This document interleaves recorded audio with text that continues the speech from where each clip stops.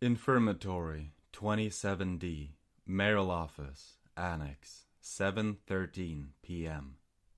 Hareen was glad humans were made of some pretty stern stuff.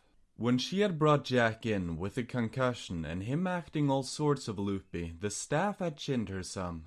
But when it was proven that she had a legitimate concern on her hands and wasn't just here because her boy toy had been hurt, oh, yeah, no, they straightened up and flew right after that. Jack had, inadvertently, made her blush bluer than a marine's clam after duty. His actions hadn't been thought out that much, and really, while she wasn't a picky woman, he was kinda ugly. Like, from her perspective, she liked her men fit, not cut like stone or chiseled like many of the bigger guys she'd seen. She liked a man who looked like he knew his way around a home gym at the very least. Jack, well, he was overweight, balding, and he had a beard that made him look like a protoform caveman who had gotten too many snacks. She had seen those in their historical documentations, and really, he looked the part. A thick bro with thicker eyebrows and a slightly more than bulbous nose. The guy was not pretty, and while she didn't particularly mind it, while she had her preferences, pretty boys were the best boys, and she wasn't about to compromise on that. Jack was, however, a nice guy.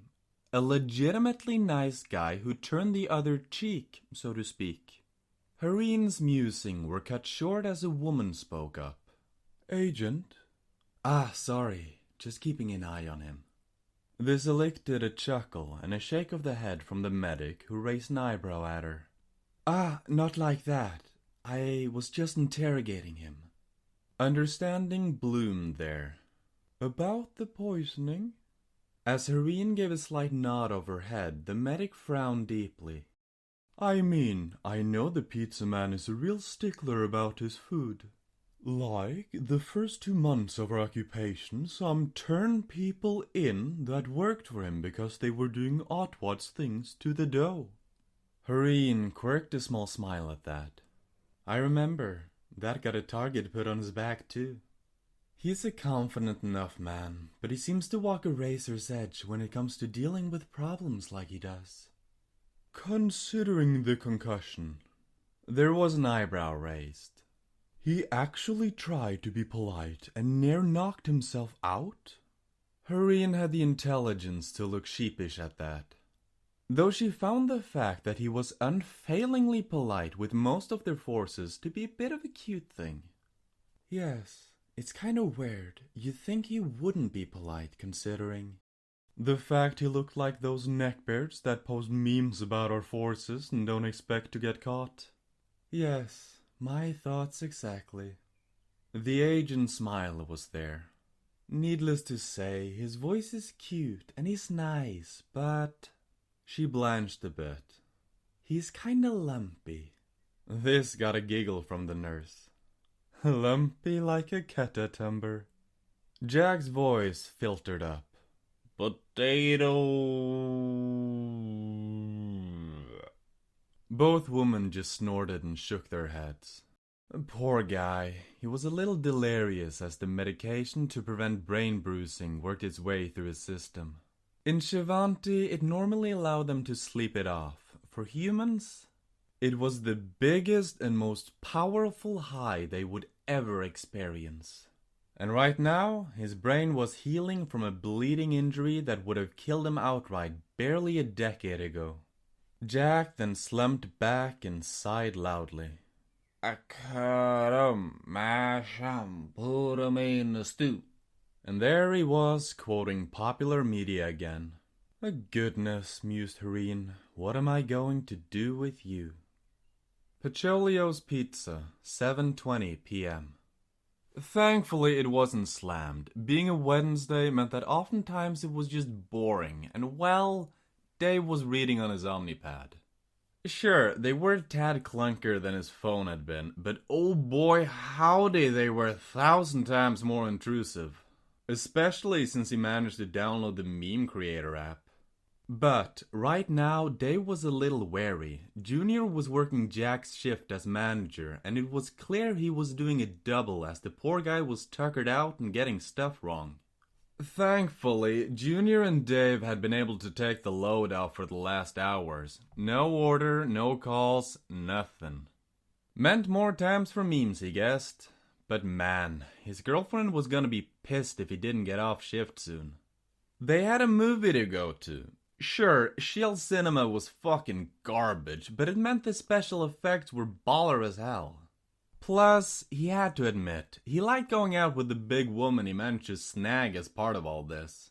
She treated him well enough, and he in turn made sure she was treated well back. This thought line was interrupted by Junior just groaning. Man, why Danny gotta be fucking late? You gotta think after they cured diabetes he'd be able to get on time. David just raised both eyebrows. Danny was many things. Late was not one of them. So he got up and shrugged. Let me check, man. David began outside, through the fake courtyard and to the fence.